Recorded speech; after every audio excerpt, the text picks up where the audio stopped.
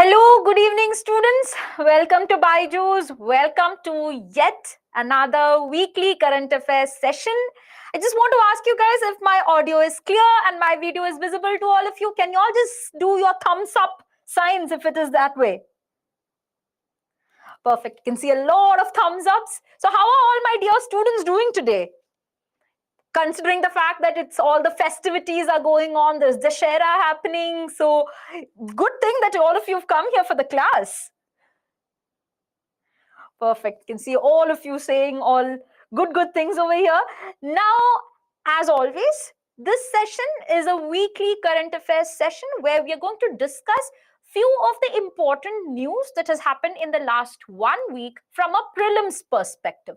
So the articles, the topics that we'll discuss today is from purely a prelims point of view.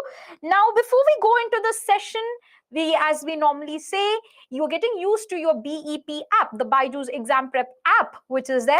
So you would see that to get into the Byju's Exam Prep app, you can either put in your mobile number or you can access through your email ID, whichever is there.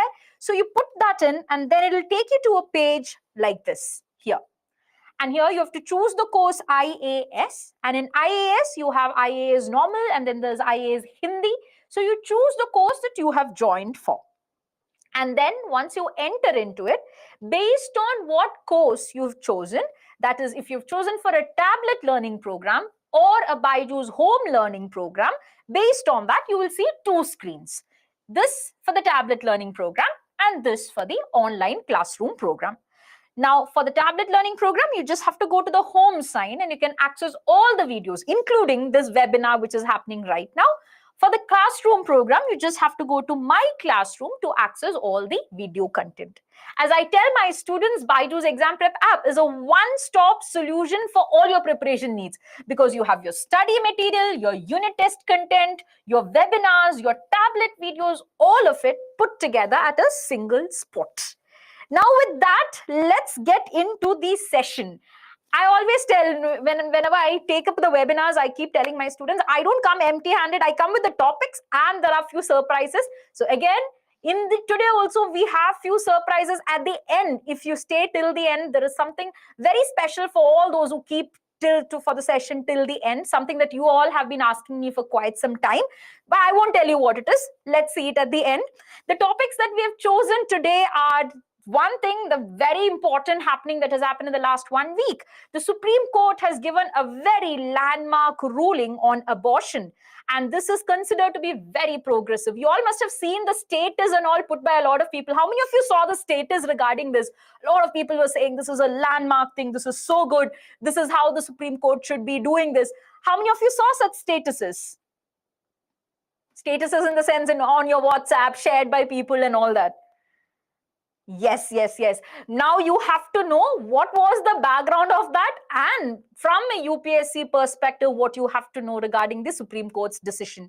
Then we will be discussing something called as the Operation Megh Chakra. Then we'll be going on to the integrated cryogenic engine manufacturing facility. Don't get scared seeing the very large term that is there. You know, I'll be making it very, very simple and teaching you out there. Star rating for packaged food. The Archaeological Survey of India has done something in the Bandhavgarh Forest Reserve. And then we have a very mystery name called as the Silphion. And then there's something news, very important news related to the Rotterdam Convention. Now, without delay, let's go into the first topic, the Supreme Court's abortion ruling. Now, you all know for a fact that last week, the Supreme Court extended the right to safe and legal abortion up to 24 weeks to unmarried and single women and said that it is a right of every woman, whatever be the marital status, you are married, unmarried, divorced, widowed, whatever is the condition, you should be able to get an abortion irrespective of your marital status. Now, we have to understand why the Supreme Court had to give such a decision in the first place. For this, we have to go into the basics of it. And let me tell you, in this specific topic, this is the area where UPSC can ask you questions on. The Medical Termination of Pregnancy Act 2021. Here, this point very clearly, I put a very pretty table for you so that you guys you don't have to read through content of the entire act to get this idea. So look into the content that I have told you, or this table which is there, to make it easy for you. What is this Medical Termination of Pregnancy Act? See, in India, when a woman is pregnant and she wants to abort the child or terminate her pregnancy, terminate means stop her pregnancy, there are two things that will govern this entire thing. One is the Medical Termination of Pregnancy Act 2021, and then there is the Medical Termination of Pregnancy Rules, which has come about in 2003. These are the two things which will govern any of the legal things related to this abortion. You cannot go and get an illegal abortion. Why? Because as per the law in India, you have legal terms for it. Okay. Now coming into the Medical Termination of Pregnancy Act 2021. Now you can see over here, throughout the pregnancy, a human pregnancy is apparently for 40 weeks. Okay.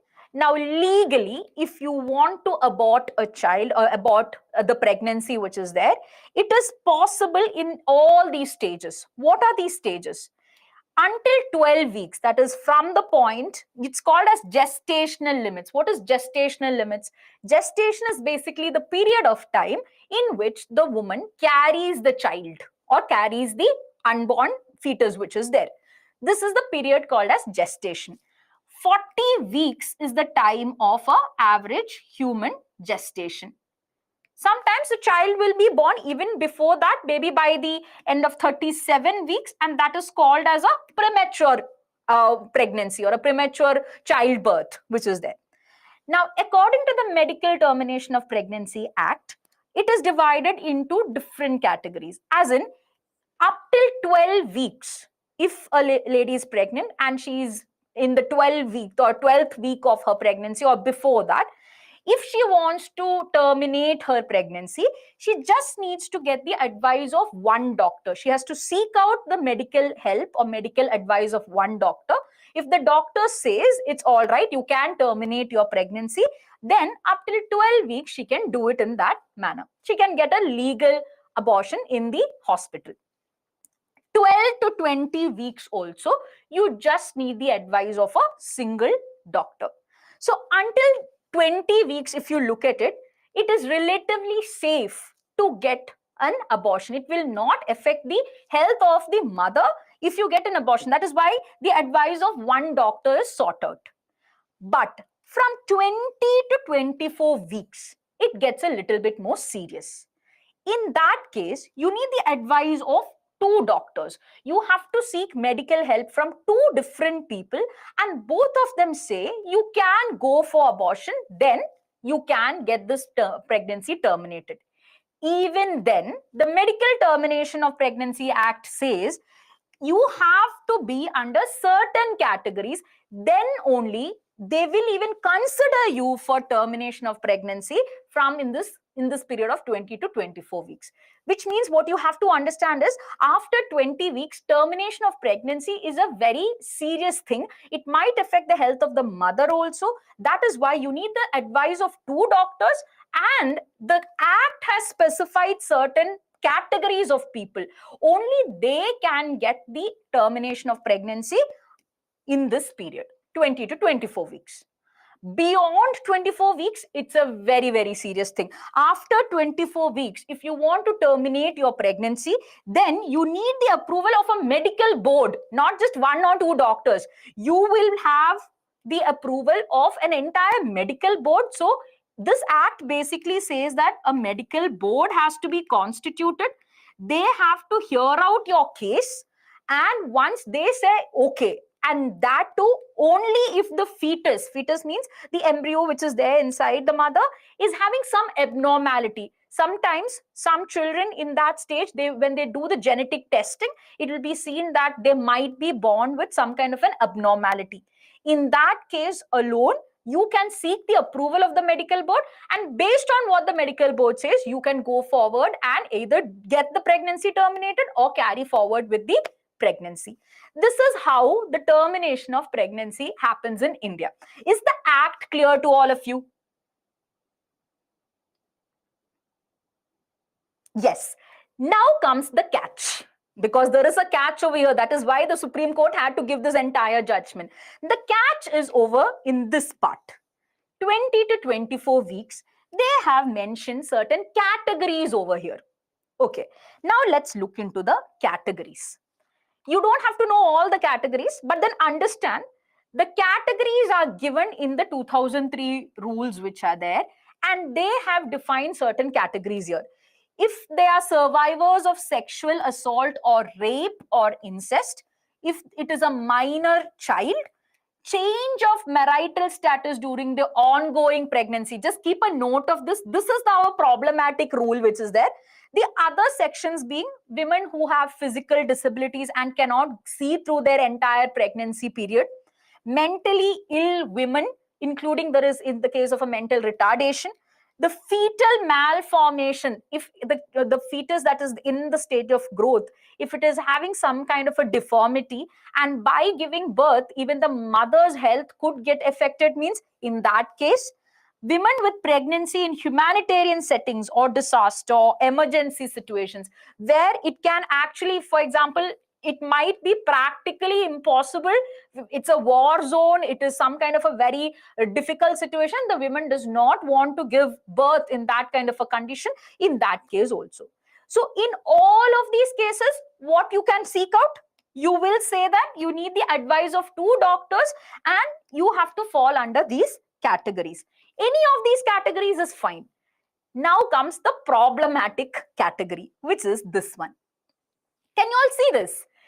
Change of marital status during the ongoing pregnancy. And they have put in bracket widowhood and divorce, which means a woman, when she was married, she got pregnant, but in the course of pregnancy, that is in the next 7-8 months, which is there, she might either become a widow or she has got a divorce. You see the problem here. The problem here is the fact that they have by default assumed that it is only married women in this category. See, if you're married only, then you can become a widow or have a divorce or anything. So implicitly, the law has thought that this is actually concerning only married women. This is the problematic provision. So now this was questioned in the court of law. It was asked, why change of marital status from in the ongoing pregnancy? Why is even marital status considered? See, you are married or not married. It is if you don't want to have or you want to terminate a pregnancy, it shouldn't be a question of if you are married, if you're single, if you're in a relationship. None of these things should be questioned at that point, because the mother does not, or based on the bodily autonomy of the mother, she does not want to continue her pregnancy. This is what was questioned. And to this question, the Supreme Court actually agreed. And the Supreme Court said, hey, you're right. It is quite unconstitutional to distinguish between married and unmarried women. So what we are going to do is that whatever is your marital status, you are going to, or if you want to go for termination of pregnancy, within the 24-week period, you just have to seek out 2 doctors' opinion. And if they say, oh, all right, you can go forward with the termination of pregnancy, which actually empowered single unmarried women in the country also to go forward and terminate their pregnancy if needed. Is this clear to all of you until here?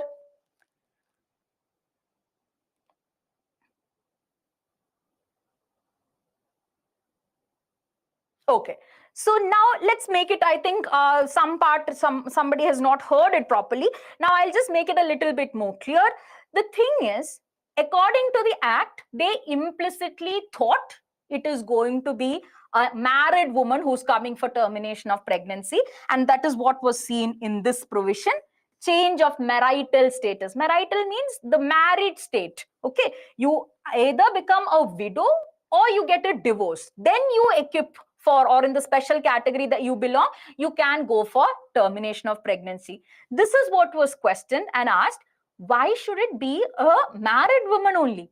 a single unmarried woman can also get a termination of pregnancy. And this Supreme Court agreed and said, yes, to distinguish between a married and an unmarried woman is quite unconstitutional. So we are not going to do that. You can get your pregnancy terminated in that 20 to 24 weeks, even if you are a single unmarried woman. This is the first change, and this is the one which was quite famous when this this entire judgment came out. Everybody was so focused on this change. There was one more change that the Supreme Court said, and that is a little bit more important from the future perspective. Can you all see this provision which was there? Survivors of sexual assault or rape or incest, which means if a woman is a survivor of any of these cases, you can, in that 20 to 24 weeks time, you can get your pregnancy terminated if there is a child born out of any of these: sexual assault, rape, or incest. This is where the Supreme Court has added one more thing, which is very, very important. The Supreme Court said, for the purpose of this law, rape can also be considered as marital rape. Why is this important? Why is this so landmark? It is so landmark because the rape that occurs in a married relationship between a husband and a wife until now in India has not been defined in the law, has not been said that, okay, this is wrong, this has to be criminalized. Nowhere it has been said that. It is for the first time that the Supreme Court even went forward and said, okay, rape, you cannot distinguish between what kind of rape. Rape in any kind of relationship is rape in itself. So for the purpose of this law, you can consider, even if the husband rapes a wife and she gets pregnant and she wants to terminate her pregnancy, that can be considered as part of this law. This becomes landmark because here the court expanded this and they have included even married women in its ambit. For a really long time now, you will see, the reason why I said from a future perspective this is important is because now it has got validity that yes, until now we don't even consider that, okay, marital rape is in itself, it's a rape itself. Now, from now onwards, you can see that now when there are other Supreme Court judgments coming, they can consider this and say, okay, in that judgment, the court has decided that marital rape is also a form of rape, and we can consider this to criminalize even the rape that is happening. So this is landmark in that perspective. Is this concept clear to all of you?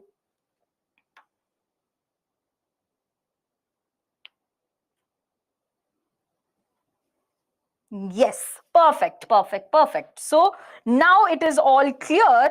Now so I have a question over here, but then I want you to take your time and mark this answer.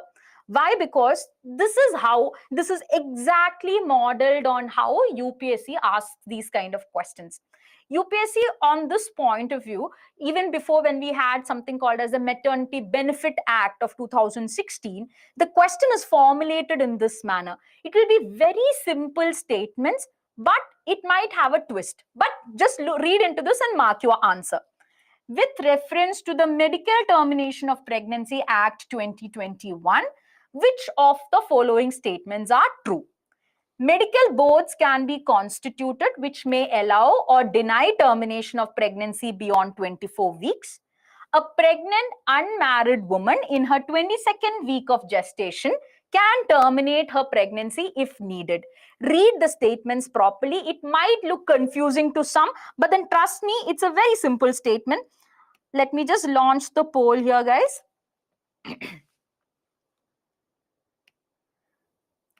Yes, you all ready for answering the question? Can mark your answers now.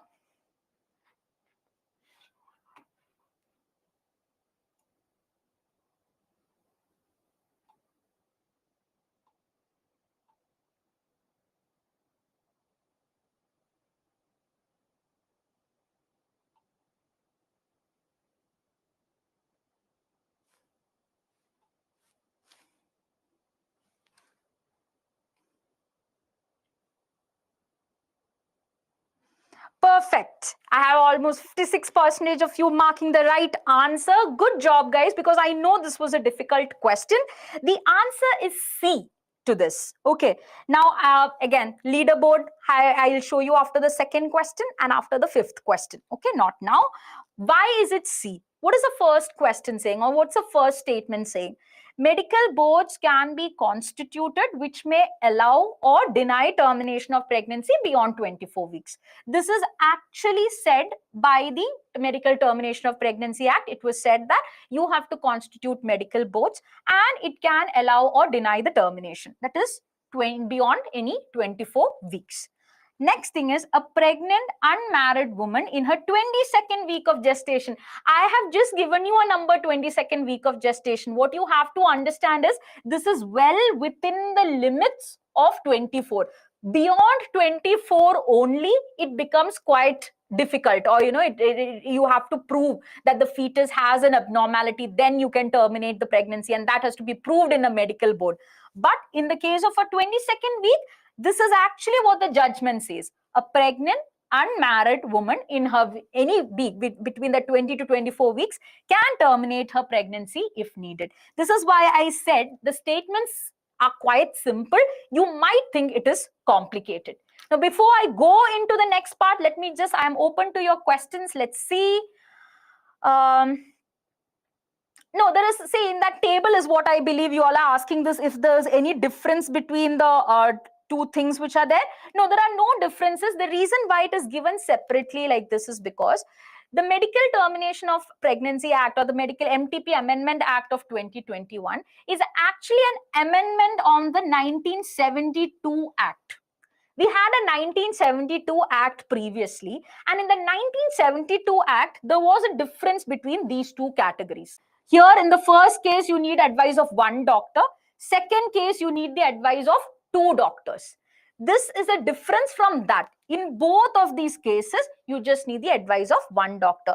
Other than that, there is no difference over here. You need the advice of one doctor from the beginning of your pregnancy till the 20 weeks which is there. You will need the advice of one doctor. Now, coming into what if the board takes long time? No, whoever asked this question, see, this is a very time-bound process, because pregnancy, as each week progresses, the fetus gets bigger and it forms into a full-blown human child, right? So these are all done in a time-bound manner. It does not go like, it is not like the rest of the government departments where it will take a really long time. No, the boards are constituted specifically. For example, if a woman is approaching after her 24 weeks of pregnancy to a doctor and saying she wants to terminate, then and there in the hospital itself, they can constitute a medical board and they can decide on it. So I saw a lot of questions to ask by people here in the case that who will be the doctors. See, when you seek the advice of one doctor, it will not be a government determined doctor. You can go and seek out the advice of one doctor, but the point is they should have proof. So the doctor in the file would mention, right, okay, you can go forward with your termination of pregnancy. So it is the doctor up to the person's choice. But in the case of the medical board, it is not the person's choice which is there. Concerned hospital, if it's a government hospital, they will constitute a medical board. If it's a private hospital, they will constitute a medical board for then and their purposes. It is not like you have a board sitting in Delhi who will determine all the pregnancy cases. That is not how it is. It is constituted as per the requirement. I hope that question is clear to all of you. Humanitarian settings means war settings where there is some, for example, there is a refugee crisis going on and the woman does not want, because the woman does not even know which country she's going to be a part of. She's moving across lines, so she cannot take care of her child also, or take care of her pregnancy also. At that point, she might want to abort. So humanitarian settings is war, refugee crisis, etc. Yes. Now again, can a couple opt for abortion? Yes, a couple. That is what the law initially said, that you have to have the married woman in the case of couple abort in the sense, I believe what you're asking is if the man's permission is needed. No, the man's permission is not needed. They can, that is actually equipping in the law that says a single unmarried woman, if she can go and get it, it actually nullifies the idea that you need a man to actually sign forward. Okay, if a woman by herself wants to abort the pregnancy, she can go forward and do it. I hope so all this has been cleared. Yes. So now with this, we can move on to the next question which is there. Okay, yeah, some more next topic, but before that, it is unconstitutional under Article 14. Yes, because whatever the Supreme Court has said right now is Article 14 actually says that you have to treat everyone equally. So a woman, be it a married woman or single woman, is in the same status which is there, so you cannot discriminate. So 14, yes, that is unconstitutional under Article 14 also. If a married woman wants to abort the child in 24 weeks, she can abort it. Yes, the married woman can do it. Just what the Supreme Court has said is married woman already had the right to do it. If you are a single unmarried woman, you can also do it, is what the Supreme Court has now said. Okay. Now coming on to the next topic.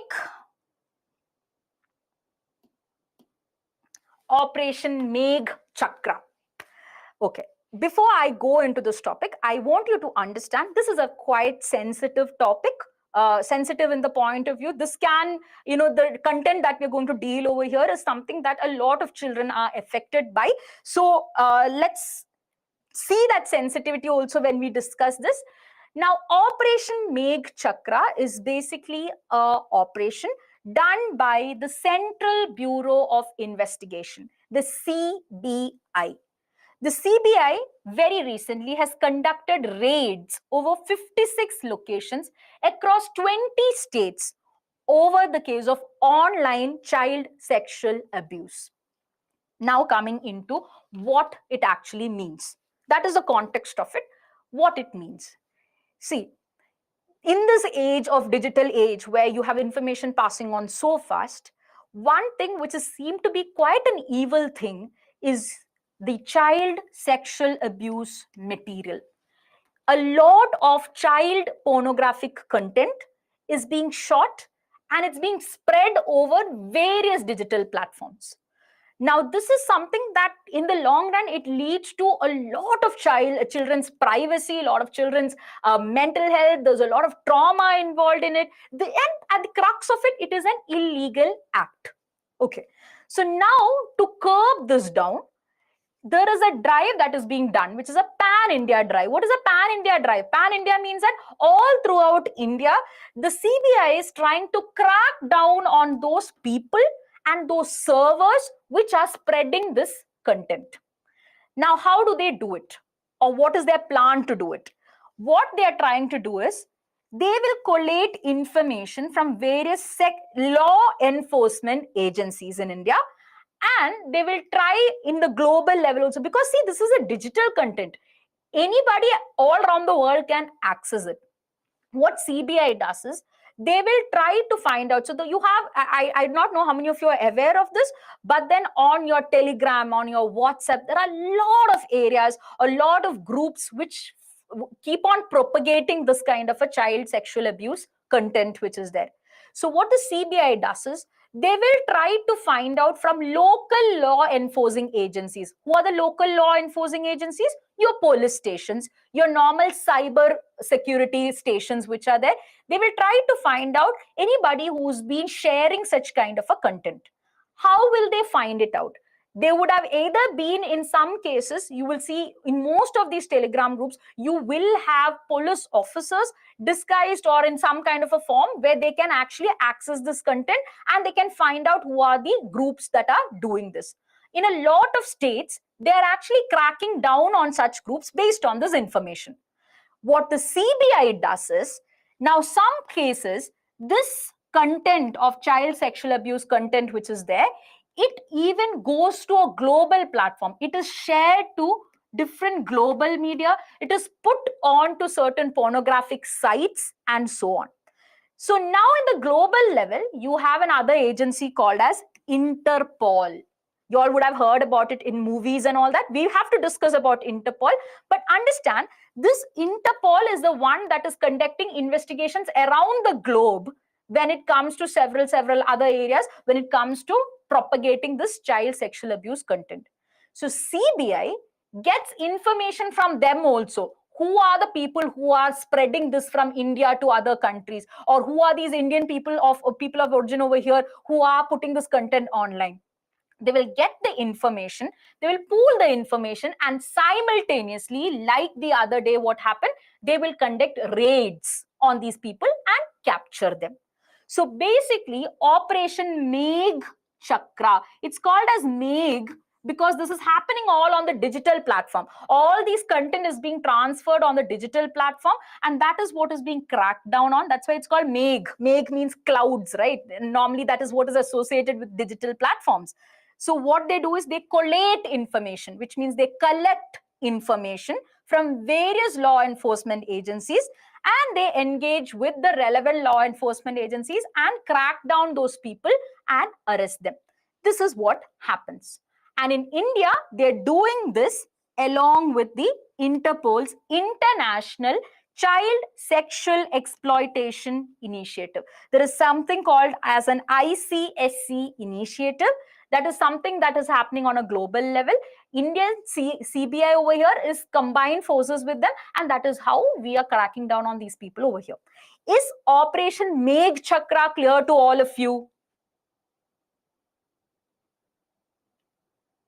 Okay, if that is clear, then we have to go into something else. Now, a lot of you have been asking me what is Interpol. Interpol is basically international police. Now, it's a French word. You don't need the French translation of it, but then understand international police is a broad translation of the French word. World's largest international police organization with almost 195 member countries, and it's headquartered in Lyon, France. Okay, it's a place in France. What they also try to do is this ICSC initiative basically uses video and image comparison to analyze child sexual exploitation material. What is this video and image comparison? See, a lot of times what happens is, again, this is such a cruel thing to happen to children, but children, you must have seen a lot of parents put their children's pictures online on Facebook and everything.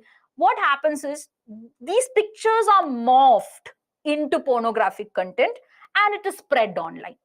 Okay, this is also something that happens. So in all of these cases, what can be done is you have to crack down the spread of it. It reaches to one person, they send it into a group. In the group, the 20 people, the 20 people send to another 40 people. This is how it spreads. So to crack it down is quite difficult, which means what they have to do is, for example, there is a video that might be spreading, and in that video, there is a specific child's picture that is there. What Interpol does through this ICSC initiative is, once they get the features of that picture, they will scan it through all the content that is there in the digital media, and they will be able to somehow access it and say, okay, this content is there in that group, we have to crack it down. This content is there. So for doing this, they need cooperation with all the countries. Why? Because when the Interpol is scanning, maybe one group in India has the content spreading. One group in Turkey might be having the content spreading. So to crack down on all of these, Interpol with the police organization of that country combines forces and cracks down. Now you all understand why CBI in India and Interpol are involved in this. Interpol is a much more bigger, more equipped organization, so they'll give much more information, and CBI can also work on it. This gives you an idea about what all you have to know. Now comes the part. Those who attended my last webinar know this probably. What I do in this section called as prelims prediction is that you who are preparing right now, you might be preparing for your 2023 prelims or 2024, whatever it is, you are at this current time, you would not know about, for example, currently related to this news, what has happened in the last 2 or 3 years. Right? How many of you feel you're quite disadvantaged because of that? Because I know a lot of students who feel like, ma'am, such people who are studying for 5-6 years are writing the exam, ma'am. How will I compete with them? How many of you have that concern? Yeah, a lot of people do have this. I know this for a fact because serious aspirants find this as a problem. Because how will you sit and learn all the current affairs which has happened in the last 3 years? You cannot, practically not possible. So what I do in these sections is Operation Megh Chakra can be asked as a singular question. Okay. But what else has been related to Operation Megh Chakra? What all can be in that perspective? What all has happened in the last 2-3 years, which you have to know? So basically, I'm telling you, I have simplified your work. You just have to keep these slides with you and keep revising at the time of your prelims. Now coming into what the prelims prediction is for this. First thing is Operation Carbon. Just like we had Operation Megh Chakra right now, last year in November 2021, CBI had done a very similar operation called as Operation Carbon. Okay, so either of this, they can ask you Megh Chakra or they can ask you Carbon. Both of this is trying to crack down on the child sexual abuse content. Then coming into another current affair which is there, which is called as a photo DNA tool. This is by far a very interesting tool that is being used to crack down on the content, the child pornographic content. The photo DNA tool is developed by Microsoft. What happens is, see, how many of you had the concern when I earlier told you a child's image is being compared all through the media? At some point, the child's privacy is lost, right? When you're taking a picture and you're comparing it through all the digital media, at some point, this picture of that child is also there in the police database, right? So this is something that could affect the privacy of the child. So Microsoft has determined something called as photo DNA. What is this photo DNA? So for example, if you take any picture of yours, okay, you are standing in one specific pose and you get two people to take pictures of you, okay, it is quite sure that each person who takes it might take it with a little bit of difference. It might look similar to us in a very similar manner, but then if you look into the features of that picture, brightness, contrast, the contours of that picture, the depth of that picture, every photo stands to be unique unless it's a photocopy of another picture.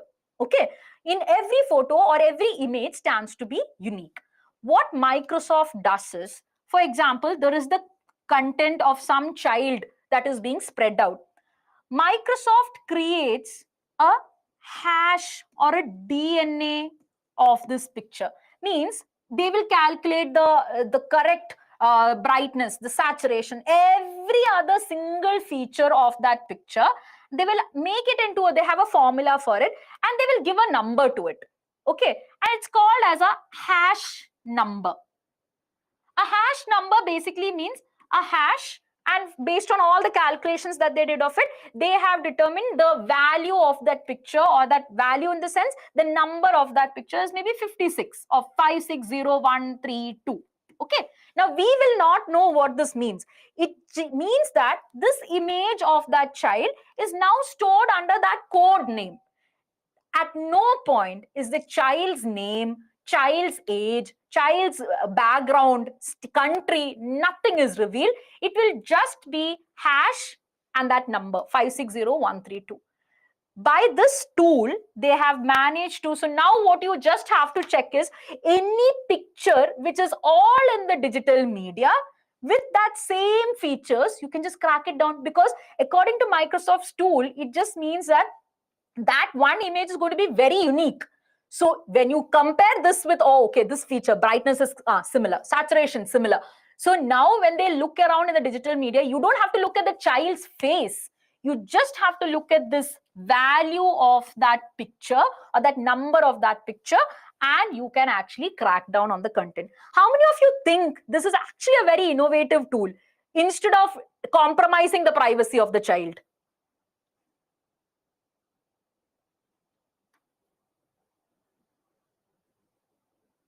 Yes. See, this is not, so now you do not have the child's details in any of the police organizations which is there. You will just have this value of the picture. So now what will happen is This is used to identify child exploitation images. It's used by almost 150 companies all around the world.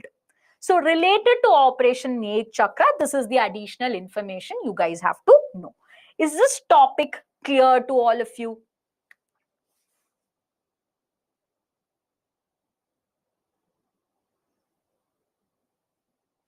Yes. Okay. Now, before we go into the next topic, now somebody has asked the case name of the previous case, which is, I believe, in the case of the abortion. The case name is not revealed because in the case of these specific abortion cases, it is actually illegal to give out the name of the woman who's trying to get an abortion. So the case name is not publicized in any media because it would be illegal to do that. Now coming on to the next questions. How many of you have questions related, or you whatever doubts related to this? Now is the time that is there. No, Sakshi, the number is not fixed. That is what I'm saying. See, okay, for example, let's take the content over here. I'm standing, you take a picture of me. Now there are people who say, okay, when you take the picture, all this data will be there in the phone. But then the picture that you take of me at this point, what Microsoft does is, there are some other features also which normally does not get displayed on your phone. They will calculate all of that, and using a tool, they will name. So after this, it will not be a picture of Sneha. It will be picture, some number that has been assigned based on the features it has. So different pictures will have different numbers. Why are they doing this? See, now look at this. In this case, if a child's images are taken, and Microsoft has determined this number for this, or what would be further done is, they will not be looking at no point in the case of child pornographic content. The child's face does not need to be revealed to anyone. Understand? So here, using this number, whatever is the number that they've determined for that picture, they will keep on checking it all through the digital media based on whatever videos or whatever images qualify or become equivalent to that content which is there. They will crack it down. This is the idea. Is that clear? No, Vainishri, there is no difference between Megh Chakra and Carbon. It was similar missions. The name is just different. That's it. As I told you, this is not specific to any GS paper. This is actually related to your prelims content. So prelims, you know very well, there is no GS 1, 2, 3, 4 over there. Prelims, this can be asked under government schemes, and in the prelims paper, you don't have a section called as government schemes, right? So when you study it, if you want to make notes, you can put it under the government schemes section. Komal, right now, photo DNA tool is used to crack down on child sexual abuse content. It is not, maybe in the future, you can hope it to be expanded to women, but right now it is just for child content. Yes. Now let's move on to the next topic. And I believe this topic it might seem difficult to a lot of people, but then the crux of it is going to be very, very simple. So let's look into it. Integrated cryogenic engine manufacturing facility. What is this integrated cryogenic engine manufacturing facility? Why is it in news? This is the news. Very recently, the president has inaugurated an ICEM facility in Bengaluru, and it is located at the HAL. What is HAL? Hindustan Aeronautics Limited. This facility has been opened over there. What are they planning to do? They are planning to set up manufacturing of cryogenic engines and semi-cryogenic engines. Cryogenic engine, the type of cryogenic engine is called as CE20, and the semi-cryogenic engine is called as SE2000. Those who are writing down the notes of the session, I would urge you to write this down, specifically the names of these engines which are there. Okay. Now coming into what is this cryogenic, or why is it so important? That is what we have to explore. See, cryogenic, from the word itself, try to understand. Cryo means anything related to sub-zero temperatures. Zero, you know, is already very cold. Cryo means below minus 150 degrees centigrade or minus 150 degree Celsius. Okay, any happenings. So you know that any product which is there, at times when you keep on cooling it, already if you, for example, at 0 degree itself, most of the products are very cold. But times what happens is, if you keep on cooling it below minus 150 degree, what happens is, and minus 150 degree is determined because this is the freezing point of natural gas, that is methane. So natural gas is considered to be that thing which is commonly there in the environment. So beyond that certain temperature, certain materials behave in a very different manner. Different manner in the sense, sometimes what is going to happen, it is going to be easier to compress them. It is going to be a little bit more easier to use them. It can be any quality, but the point is, you are cooling it at extremely low temperatures. And this is the idea of cryogenic. Okay, you're cooling something to very, what you say, cold temperatures, and you're using it for some purpose. Cryogenic just means that. Cryogenic technology means you are using it in your space technology. Now, to understand how it is being used in space technology, we have to know some basics. Okay. Space technology, when I tell you, what is the first thing that comes into your mind? We all know every time and again there are rockets that are sent out. There are spacecrafts which are sent out. Now, understand this. In every rocket or everything that is being sent out, you have something called as a propellant. Have you all heard this? I know a lot of you, when these news comes on TV about any satellite or any spacecraft which is there, you would have seen the word propellant and you would have been like, okay, fine, it must be something that is using it. But what is actually a propellant? A propellant is basically a fuel plus an oxidizer. Okay, some of you would be like, oh, now I'm checking out, I cannot deal with this. But wait for a moment. What is this? You have a fuel and you have an oxidizer. Okay, let's not think of rockets first. Think of your normal car. Okay, car or anything which you have. You have a fuel which is maybe petrol. Okay, will petrol just like that start burning?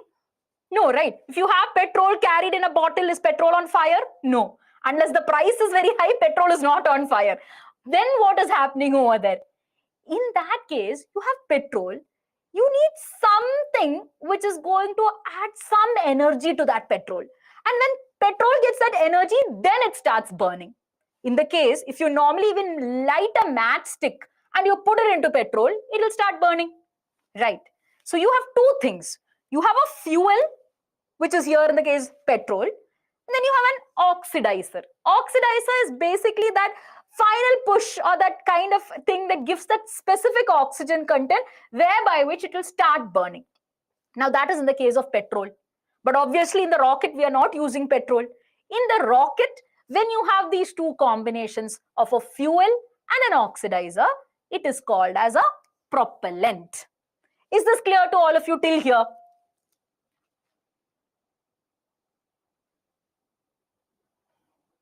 Yes. Now, if that is the case, I told you there was a fuel and there's an oxidizer. Now, in your rockets, you can use any kind of fuels. You can use solid fuels. You can use liquid fuels. You can use gaseous fuels. Okay. Now, it has been observed that if you look at the solid, liquid, or your gaseous fuels, there are quite disadvantages to each of them. Let's think for a moment. You want to send a very pretty heavy satellite into the highest orbit that is there of the Earth. What is an orbit? The path that is there around the Earth. You want to send it till there. Already the satellite is very heavy. Now, will you make the rocket also very heavy? No, right? Because if you make the rocket also very heavy, it is going to be very difficult to lift it from the ground. You already have a heavy satellite, so you have to somehow make the rocket as lightweight as possible, so that the combined weight of the satellite and the rocket is going to be relatively less, so that this can be lifted off the ground. Now here is the catch. When you use a solid fuel is quite good to actually take off these things, but there's a problem. Now I told you there is a fuel and oxidizer. In a rocket, how does the fuel and oxidizer work? So let's just imagine a rocket for a minute. Do you think in the case of a rocket, they'll just pump in the fuel and keep it there? No. You must have seen the rocket requires very good amount of energy to lift it from the ground. How does the rocket get that energy? What happens is, this fuel which is there, it will be compressed. Compressed means, for example, ideally you have 10 kilo of fuel. What they will do is they will push it, they'll press it with these materials. It will be in a very high pressure. The fuel will be compressed. 10 kilo you can spread over this much, but in the rocket fuel they are going to press it till this much. They're going to put it under very high pressure, and then they will put the oxidizer. So what is the good point when you do it? So it's actually put under very high pressure, right? So when you have the oxidizer, at that moment itself, the entire thing will catch fire very quickly. And with that fire, you can actually have more amount of energy if you are compressing it very well. So one thing you have to understand is, for a rocket, what is quite important is, you need a good fuel, and the fuel should be able to it should be compressed in a very good manner, so that more amount of energy can be given out. Is this part till here clear? Because this is all physics, I know. That is why I'm going on in a bit slow manner also.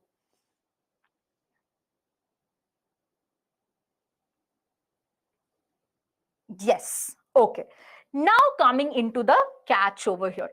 If you look at your solid, liquid, and your gaseous fuels, what happens in the normal case? Don't think of cryogenic. In the normal case, what is happening is, solid fuel is very good. See, for example, solid, it can be compressed. That is all fine.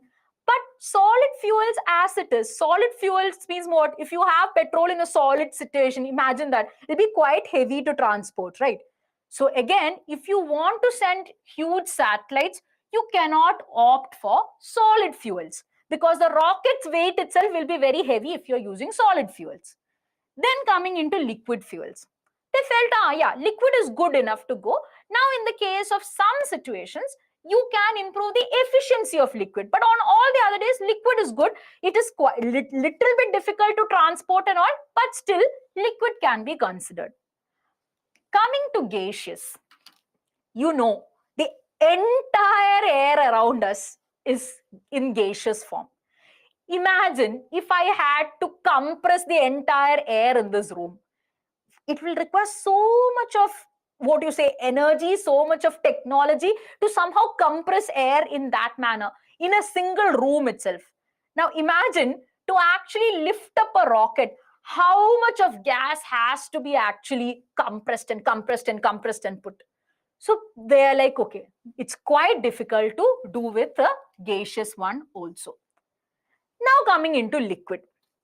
Liquid, they said, so they eliminated solid and gaseous. Whenever you want to lift something very high up into your bigger orbits, you cannot use solid and gaseous. Coming into liquid, they found out that, see, liquid has its own difficulties. Liquid, in comparison to solid, might be a little bit more lighter. But then, do we have anything better? And thus comes into the idea your cryogenic engines. Why is it better? See, gas always has the quality, it's very easy. For example, if it's oxygen and hydrogen, it's very easy to start the burning process of it. Liquid is not so easily burnable. So now what they did is, let's do one thing. Let's take the gas like hydrogen, oxygen, etc. And what we'll do? We will liquefy it. So now we are all coming back to your 5th standard science. If something has to be converted from solid to liquid to gas, you have to give heat to it. But if you want to convert something from gas to liquid and then to solid, you have to cool it. And this is why you need cryogenic technology for this. So what happens is you're taking hydrogen, you're taking oxygen, and these are all good gases, very good quality to burn. But what you're doing, you are going on cooling it, cooling it, cooling it. And once it reaches to this temperatures, in the case of oxygen, it is minus 183 degrees Celsius. In the case of hydrogen, it is minus 253 degrees Celsius. Once it reaches over here, you have got liquid oxygen and liquid hydrogen. And through certain techniques, it has been proven that this is way more better than all your other fuels if you want to lift something up higher. Why is it way more better? Now, this is the question. Why do you think this is way more better is the question. Now, to understand this, you have to understand when I told you something in the beginning. Cryogenic technology means when you are cooling something below a certain temperature, the material starts acting or it will have some extra properties coming onto it.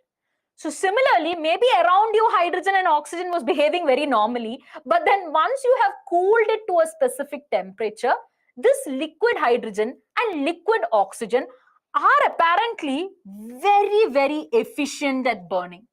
Very efficient at burning. Specifically, if I tell you, there is something called as a value called as specific impulse. What is specific impulse? Now, to understand this, have you all had a situation where someone in your home brought about a huge box or something that you had to push? Okay. Now imagine this situation. There is something very huge, maybe a sofa, table, something that you have to push. Now, the person says that at one point you have to give only one push. With one push, it has to move a little bit. One push, it has to move a little bit. Now, initially, like a simple job, very easily I can do this. So you come along, you and your other friend, you're trying to push it. Now, what happens is you initially push. It moves a little bit. You're like, good. Your friend also pushes. You give the second push, third push, fourth push. Your friend is like, boy, I cannot do this anymore. I cannot do pushing anymore. You only do if you want. So your friend is now tired, which means what? Your friend has lost energy. He cannot push anything more. But you keep on going. You can push a little bit more further. You are like sixth push, seventh push, eighth push, and you're like, okay, now I am done. I cannot also not push. Now, imagine the same thing for rocket fuels. Here, what is happening is when you use your liquid, so a lot of you might be having this confusion. Why are we not using liquid? How is liquid better than cryogenic liquid? If you are using liquid, what happens is you have liquid fuel. Okay. Fuel's idea is what? The fuel has to give push. The fuel will burn and it will give a push to the rocket. Now, your liquid fuel is like that first friend who got tired. After 4 or 5 pushes, the liquid fuel has to be refilled again and it will burn again. The cryogenic fuel is like you who could go up to 8th or 9th push. Which means what? Same situations, you are both pushing the same weight itself, but in the case of a cryogenic fuel, it is able to give much more thrust to the rocket in comparison to a liquid fuel. Is this clear to all of you?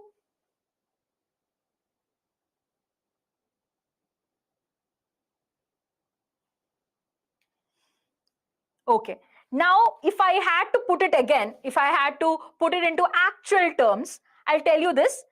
In the case of a liquid fuel, before it has to be refilled again or before it has to burn again, it will last with one push for the rocket. It will last for almost 340 seconds. The cryogenic fuel will last for 450 seconds. Now, we might be thinking, oh, 340, 450, not a big difference. But in rocket technology, this is big difference. So, in the case of liquid fuel, within 340 seconds, liquid fuel is like, no, I'm done. I need more energy. In the case of cryogenic fuel, For 450 seconds, you can sustain it, and then you need the refill. And this, my dear students, is called as specific impulse. The specific impulse of cryogenic fuels is higher in comparison to liquid fuels, thereby making it more efficient. Why is it more efficient? Because you are filling in, let's assume you're filling in 1 ton of each of this. The cryogenic fuel will last longer in comparison to a liquid fuel. This is why cryogenic technology is more efficient. It is more efficient. On top of it, this is in comparison to other technologies like your solid and gaseous. It is actually lighter in weight. So now think about it. Cryogenic technology is lighter in weight. It is much more cost effective because you need only lesser amount of fuel to do this entire burning process. And it's a clean technology. Why? You're using hydrogen and your oxygen over here. The byproducts that come out of it are not very harmful for the environment. So in all of these aspects, cryogenic is the way to go. Have you all understood as to why cryogenic is important? This is quite important that you understand this, because I am pretty sure this year this would come as a question to you.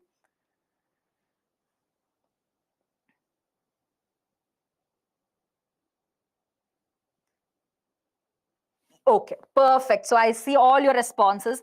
Now coming into India and cryogenic technology. And this I would tell you guys, see, look at this. ISRO has done such a good job when it comes to all these rocket launches. And we wanted this. This cryogenic technology is not an easy thing to do. This is, imagine this, you have to take oxygen, which is already around us. You have to compress it, you have to change it, you have to cool it to such a temperature where it becomes so efficient that you can use it for rockets. Understand? And it has to be stored in such technologies and all that. But once you do all that, it's a good technology. And India has been trying to get cryogenic technology from your 1990s onwards. Several countries India has approached. Nobody has bothered to give India. Why do you think? Obviously, if you have cryogenic technology, what are the kind of satellites you can send? You can send satellites which are much more heavier and much more into your outer orbits of the Earth, which means normally it is your communication satellites. What are communication satellites? Any kind of, for example, any kind of information technology, any kind of digital equipments, everything will work with these communication satellites. So at that point itself, when people know, okay, India is going to become a very developed country, they were like, no, we are not going to give you any cryogenic technology. If you want, you make it by yourself. And India took it upon as a challenge, and India made the cryogenic technology for its own. Made in the sense, they created an engine which could work on cryogenic technology. Ideally, in a rocket also you have an engine, right? The engine is what is doing all this work. So they created a cryogenic engine, and it was made by ISRO through private industries. And this is the engine that flew GSLV D5, and it happened in 2014. So look at it. When India did that in 2014, India became the 6th country to develop these cryogenic engines. Look at all the other countries. There are US, Japan, France, China, Russia. Remember these points. Remember these countries' names. Why? Because they can very easily ask you, does Israel have one? Does Pakistan have one? No. So India is into this elite club which has cryogenic technology, but we have done it after a lot of effort. Now, what is this recent facility that has opened? So we already tried it out. It was a successful flight. Now we need to make more and more engines for all these other rockets that are going up. And right now, the integrated cryogenic manufacturing facility is going to do that. So at HAL in Bangalore, they are now going to manufacture your CE20 engines, which are your cryogenic engines for India. Is this clear to all of you till here?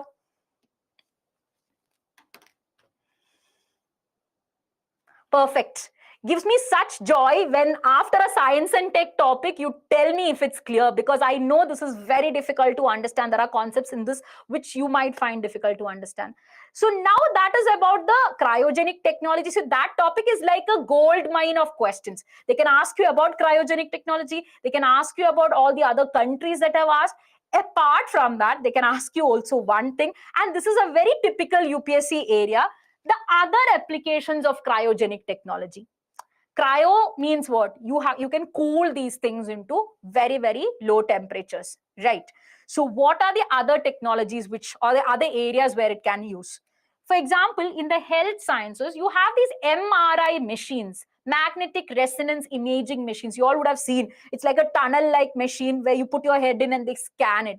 Now, in this machine, there are huge magnets placed in it. And the magnets need constant cooling.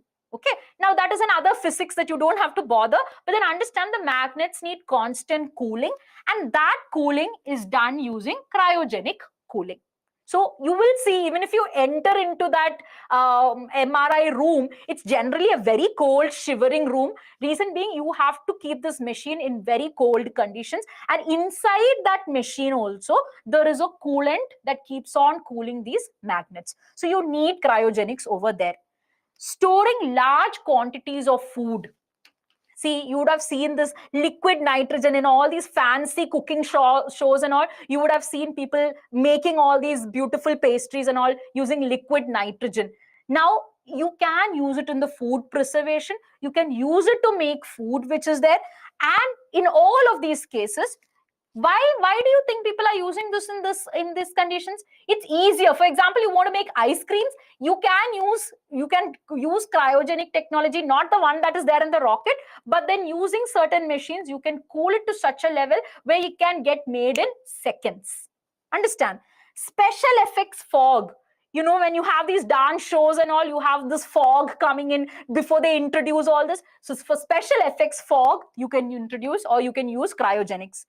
Freezing your blood and tissue samples. Again, when they collect your blood and you are giving it for testing, they put it into such conditions which are very, very cold, so that it will not have any other interference from other microorganisms. And cooling superconductors. There are a class of substances called as superconductors. When you study your S&T, you will study in detail, but understand superconductors are those things. In the normal condition, they might not be a metal, okay? But when you keep on cooling it, at a certain point, something changes in their structure, and they become, or they have certain qualities which are similar to metals. Okay, so this is your superconductors. Now, apart from that, I want you to know, how many of you know this? You know, all these famous athletes and all, after they have done like a proper game or something, they have something called as a cryo treatment, whereby which, for example, if there is very incessant pain in your body or there's some kind of a inflammation, when you have this treatment done, it immediately reduces the pain, because you're putting very cold treatment over there. Inside our body, the tissues and all get healed in a faster way. So for all these things, cryogenics is used. Now you know how all UPSC can confuse you and ask a question from this. But I want you to understand that anything that works, or anything that can be preserved, anything that can improve its quality, can happen in cryogenic technology. Is this clear till here? Is the prelims prediction part clear to all of you?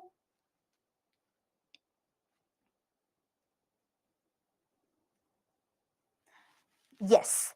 Now coming into the question. So somebody was asking for the second topic, there was no question. Because see, I am putting questions. There will be 5 questions scattered throughout the session. Okay, so the ones that I feel that you should compulsorily know, I have put as a question. Okay, so there was no question for the second one. Now look at this one. Which of the following can be considered as an application of cryogenics? You 4 sections or 4 options over here. I'm going to launch the poll, and I want you guys to be a bit smart about this and mark your answers.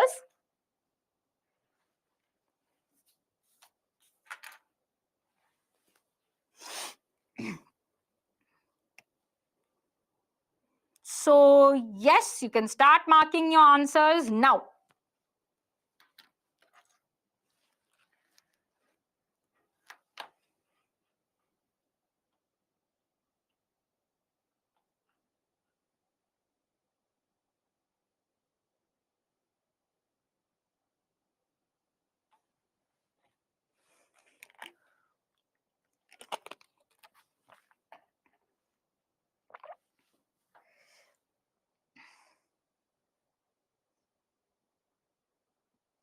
Very good. Those who marked the answers, let me first show the leaderboard. Good job. A lot of you guys actually. Very, very good job. I want to see how many of you keep continuing this streak, because in one topic there's a quite difficult question coming up. But anyway, look at this. Making metals stronger. Okay, so in some cases, now this is how UPSC normally puts its statements. So I modeled a question on that UPSC pattern. In some cases, as I told you, not in some cases, I told you very clearly, cryogenics, whenever you are applying some kind of a below minus 150 degrees Celsius temperatures, something changes or the properties change. So sometimes if you want to make metals a little bit more stronger, more sturdy, you can use this technique. Reducing pain in the human body, you all know, I told you that about athletes. Keeping your food fresh, again, cryopreservation. Preserving human bodies. I had put that in to confuse you, but then I'm glad a lot of you saw through it. Even in the case of human bodies, if you can preserve your blood sample and your test samples and all, obviously you can even preserve your human bodies. This is something that is being done even now, where human bodies which need some kind of a checking or autopsy or something, it's stored in your below minus, in cryogenic conditions. So the answer to this is all of the above. Now coming into the questions that are being asked. No, Vikas engine is not cryogenic. Vikas engine is a liquid fuel engine. It is not a cryogenic liquid fuel engine. Okay, so Vikas is not cryogenic. Vikas is a normal liquid fuel engine. Okay. Are we actually using gases which are liquefied and freezed? Yes, in the rocket technology, we are using gases which are liquefied and frozen over, and liquefied in the sense like, it is not in the solid situation, it's in the liquid condition. The gas is liquefied and it is used in the rocket technologies. Why are we not using cryogenic in cars? I saw a very similar question as to why we are not using cryogenic in cooking also. Do you guys realize it's quite an expensive thing when you have to do it for each and every home? This is a rocket that we are sending to outer space to benefit a large number of people. When it comes to cars, when it comes to individual cooking, every household will need a cryogenic unit, which is quite difficult to actually set up. So the cost factor is quite important. In the case of rocket technology, it is cost effective comparing other fuels. For us, obviously, having a gas cylinder is much more better than having cryogenic technologies. Okay.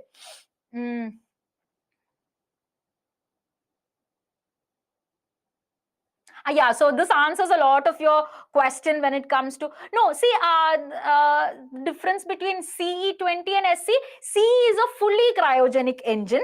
SC2000 is a semi-cryogenic, which means one part of it will use your liquid hydrogen oxygen combination. The other part of it can have a solid fuel, a liquid fuel, or gaseous fuel based on our requirement. So it's not a fully cryogenic engine. That is the difference between CE20 and SC2000. The names are CE20, SC2000.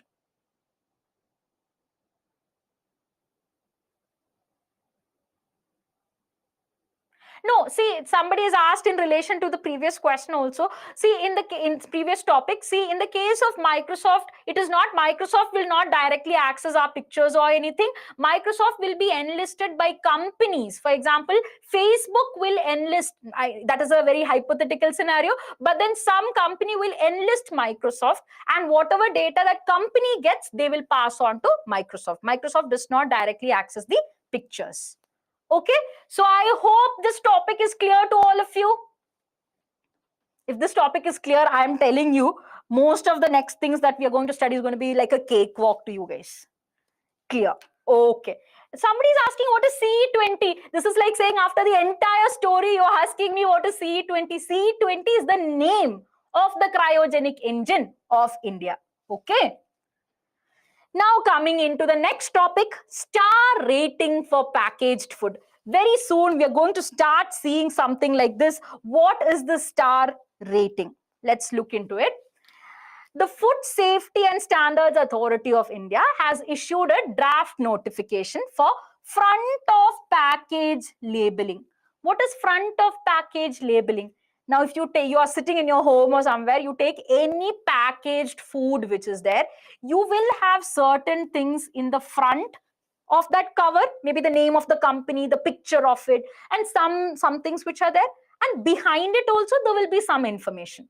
Behind it you will have some details regarding what is the nutrition involved in it, what is the different, if it's vegetarian, non-vegetarian, all of these things will be over there. In the front you will have some things. Normally it will be the brand name, the name of the product, and something. If you have any food, packaged food, you can right now, it will look into it. Now the FSSAI, the Food Safety and Standards Authority of India, has said we are going to make some changes in the front of package labeling. That means the one that you see in the front. And they are introducing something called as Indian Nutrition Rating. What is this Indian Nutrition Rating? Now, from now onwards means in the next few months, you will constantly see this. You are going to have in the front of package stars given to that food product. Like we give for movies, like we give for different things. For the food also, they're going to give stars. It starts from half star to 5 stars, half being the least healthy food product and 5 stars being the most healthy food product. Now, they did this in the idea that if a normal person who does not understand so much of science and nutrition and everything, he's just taking the food product and he's looking at it, he's like, 4 stars. See, even as children, we are introduced to the idea, okay, if you're getting more stars, it's good. So even a very normal person can understand that, okay, if this food product is good or bad. Seems very simple, no? What is the problem, or what is the details that you have to know about it? First thing, some of the details you have to know is, how do you calculate these stars? For a movie, I will watch it, I'll be like, I'm giving 5 stars. You will watch it, you'll be like, no, half star also I will not give, I'm giving negative stars to it. So, in the case of the food product, how will you determine the star? Here, FSSAI has said, on the amount of energy that the food product gives and the amount of saturated fat, which is the kind of fat that is being used in the production for it, the total sugar, salt or sodium in it, and the nutrients, any other nutrients per 100 gram of that food. You will take all these different values and they will only do the calculation. FSSAI will do the calculation and they will give the star to the food product. Okay. So now you cannot blame how FSSAI was partial to them, nothing like that. Why? Because you are calculating energy, saturated fat, total sugar, salt, nutrients per 100 gram of food, and you are actually calculating the star for it. Now, in this case, they have exempted certain products. Now, I know a lot of you are going to ask me, why is this product exempted? Unfortunately, they have not mentioned the correct details of each of this. What are the products that are mentioned? Milk and milk-based products, egg-based desserts, that is your cake and everything, infant formula, salads and sandwich spreads, alcoholic beverages. Now, when I did some digging up, what I could understand, in the law or in the draft notifications, they have not mentioned why these specific food products are exempted. But from what I was able to understand, the fact is, in the case of alcoholic beverages, to even put a star would mean that, okay, this is somewhat healthy. See, you are putting so much tax on alcoholic beverages, saying that this is harmful for your health and everything. Now you're giving half star or 1 star to it. It will create the wrong impression that alcoholic beverages are healthy. So they have avoided alcoholic beverages. Now, in the case of infant formula is a quite disputed area. There are a lot of cases that are happening on infant formula. Infant formula means, you must have seen when you have children at home and all, the mothers mix something instead to supplement along with the breast milk, something is given so that the child develops nutrition. But then there are a lot of cases regarding that this is actually harmful for the child. So again, that is one reason this has been exempted.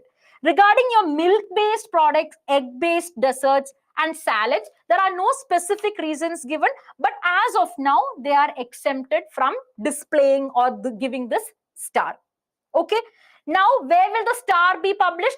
In the front itself, it will be close in proximity to the name of the brand. So, for example, you will have Maggi, and right next to Maggi, you will have 1 star, 2 star, whatever is the star, related to it. So in the front of the package itself. Okay.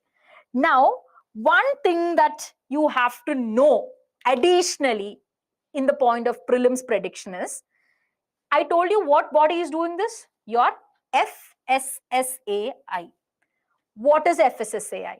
FSSAI is an autonomous statutory body. Autonomous means it has a lot of powers for itself. Statutory means it has the backing of a law. Which is the law? Food Safety and Standards Act 2006.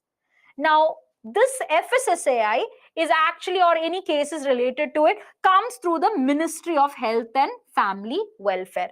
They are actually, their funding and everything is given through the Ministry of Health and Family Welfare. Now coming to these two parts. Okay, I've told this as prelims pointers to my past students. Now take this from me. There are certain government organizations which are constantly in news. Okay, they're constantly in news because they keep bringing up one scheme or the other back to back. FSSAI is one such organization. So I want you, when you make your notes, when you write FSSAI, you leave some space next to it, because in your 1 year of preparation, you're going to see a lot of new things that FSSAI brings about. In the past years, FSSAI has brought about Eat Right India movement and Project Dhoop. Eat Right India movement basically means that in the food that we are consuming, we Indians are consuming, there is a lot of oil, there is a lot of salt, there's a lot of sugar content. So FSSAI is trying to propagate the idea, no, this is all harmful. You have to cut it down a little bit. You have to have it, or you have to have a balanced diet. So they're doing a lot of awareness programs as part of the Eat Right movement. Then you have Project Dhoop. And this is a very interesting program. How many of you know what Project Dhoop is? Or leave, even if you don't know, Dhoop you all understand, sunlight. Project Sunlight, suppose if it is like this. What do you think FSSAI is trying to do in this? Any guesses? Any broad guesses? You guys are very smart when it comes to such questions. Vitamin D. Now, it was seen that a lot of Indian children have vitamin D deficiency, and it leads to poor bone health, stunting in height, and so on. Now, to compensate for that, FSSAI comes about with a scheme, says Project Dhoop. The idea is they have made it compulsory for all the Kendriya Vidyalaya schools and your normal national schools which are there to conduct assemblies in the morning time, so that students get ample kind of sunlight. Open assemblies in the morning time to get ample amount of sunlight. So this is the scheme that is related to improving the vitamin D. So when you stand in sunlight, you get the vitamin D as it is. This is why they have started a Project Dhoop also. Now imagine this, when it comes as a question, they have a chance to either pick these two, or they can ask about the front of package labeling, the star rating that has happened right now. Is the question or is the area full clear to you? What we discussed, the area is quite simple, right?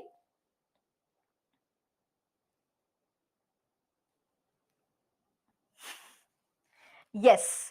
Now, this is the difficult question that is there. I will guide you through this, but I want you to, this is a question that has come in UPSC. This is a previous year question, thereby making it, if you get this right, you can be quite proud of yourself. But then even if you are not getting it right, just think about this in a logical manner. I have not taught you this entire details, but I want you to use your common sense and find the answer for this. With reference to the pre-packaged items in India, it is mandatory to the manufacturer to put which of the following information on the main label as per the Food Safety and Standards Packaging and Labeling Regulations 2011. Okay, what are all the terms there? List of ingredients including additives, nutrition information. You have to understand the question is, it is mandatory, okay? What should be mandatory? Recommendations, if any, made by the medical profession about the possibility of any allergic reactions, vegetarian or non-vegetarian. 4 things, and they've given options. I will give you a little bit extra time on this. I want you to use your common sense and mark the answer for this.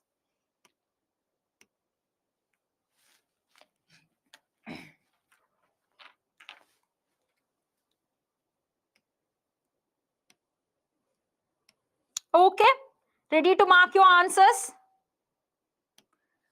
Go on.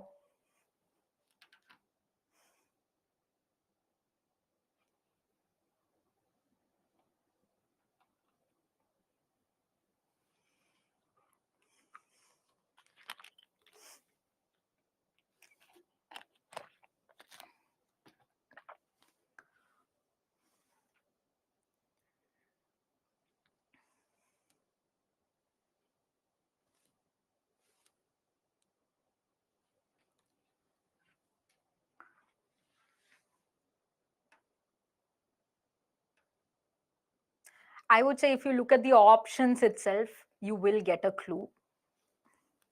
Those who are getting stuck.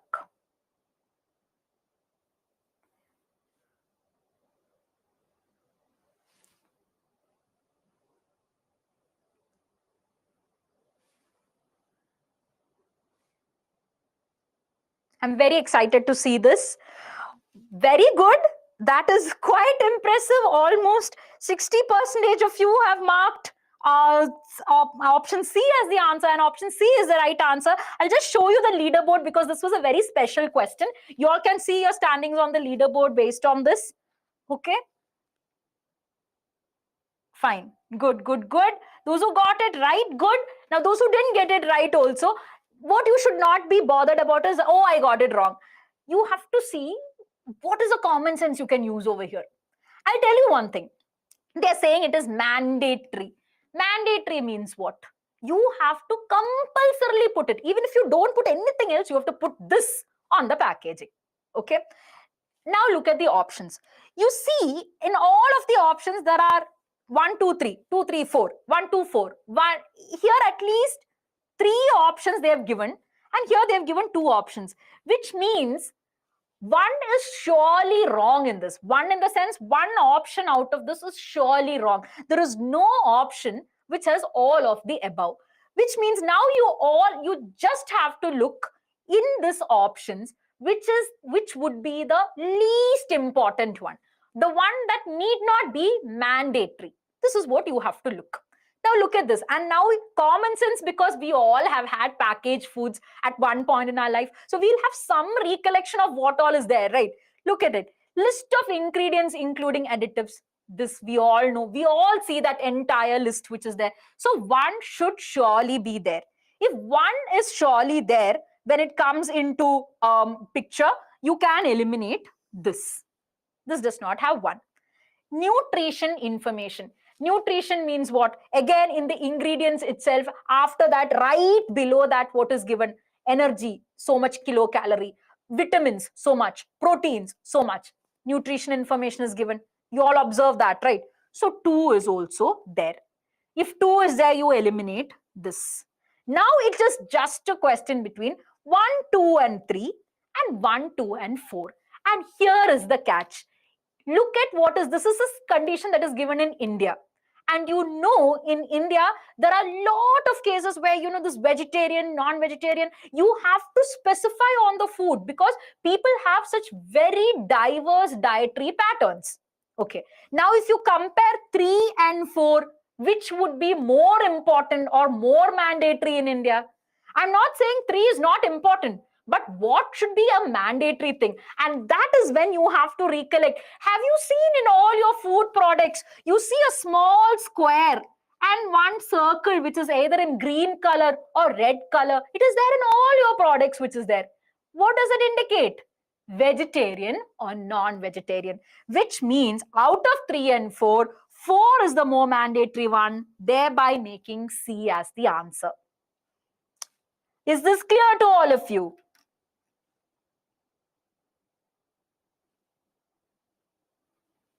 Yes. So if you had any other elimination technique also, it's fine. Now the thing is, recommendations, one other way you can eliminate this is, recommendations, if any, made by the medical profession about the possibility of any allergic reactions. See, in the case of food produce, it differs from people to people. For example, there is something called your sesame seeds. Sesame seeds, the one that you use in your oil and everything, it might be allergic to one person, it might not be the case of any other person. So what happens is the individual allergic reactions are discussed by the individual with the doctor. It does not get represented on the food because it sends out a misconception about the food itself. Understand? In the normal hotels, and this is what, it's a pre-packaged food. When you have food in the hotels and all, they might indicate over there. That is also not mandatory. It might contain nuts, it might contain peanuts, they will indicate. That is also not mandatory. In any of these cases, it is not mandatory to show the allergic reactions, but the rest all are mandatory. So those who got this question right, good job to all of you. Now coming on to the fifth topic, ASI in Bandhavgarh Forest Reserve. ASI is your Archaeological Survey of India. Now this topic is quite important because at the end I will show you something. Okay. Now what happened is, Archaeological Survey of India is that organization which goes about, finds your the different archaeological samples which are there and preserves it in a good manner. Very recently, when they explored the Bandhavgarh Forest Reserve in Madhya Pradesh, they came across these structures. What are these structures? Why and what is this importance of Bandhavgarh? So first, let's look into what or where Bandhavgarh is. If you look at this, Bandhavgarh happens to be somewhere here in that, what you say, northeastern part of your Madhya Pradesh. It is actually spread across the Vindhyan hills which are there. Okay. And Bandhavgarh is a national park. The area is called Bandhavgarh and you have a national park over there. It was declared as a national park in 1968 and later on a tiger reserve. But here is one extra prelims information for you. Bandhavgarh is a very famous spot for white tigers. Okay, so these are some informations that you can go, because you would not otherwise collect it by your own. So I'm helping you out over there if you're making notes. How many of you are making notes along with the webinar?